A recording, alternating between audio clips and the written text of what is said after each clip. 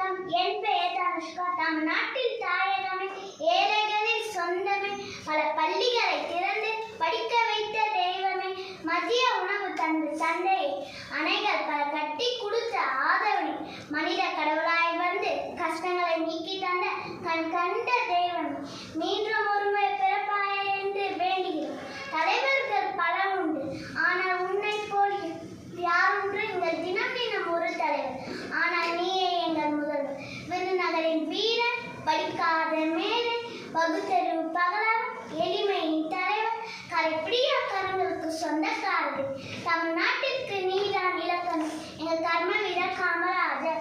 காமராஜர் கட்டுரை முன்னுரை. காமராஜர் தன்னுடைய எளிமைக்கும் நேர்மைக்கும் பெயர் பெற்றார். மக்கள் இவரை படிக்காத மேதை, தென்னாட்டு காந்தி, கர்ம வீரர் என பல்வேறு சிறப்பு பெயர்கள் அழைக்கப்படுகிறார். இளமை காலம். பெருந்தலைவர் காமராஜர் 1903 ஜூலை 15 விருதுநகரில் பிறந்தார். இவர் தந்தையார் குமாரசாமி, தாயார் சிவகாமி அம்மாராவா.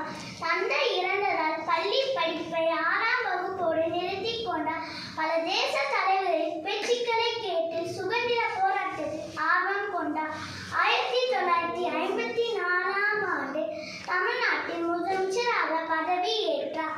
கல்வி பணி. பள்ளி மாணவர்களுக்கு மதிய உணவு வழங்கும் திட்டத்தை அறிமுகப்படுத்தினார். இலவசமாய் தொடக்க கல்வி கற்கும் சட்டத்தை கொண்டு வந்தார். அவரது கல்வி கண் திறந்த காமராஜர் என அழைக்கப்பட்டார். மூடிய பல பள்ளிக்கூடங்களை திறந்தார்.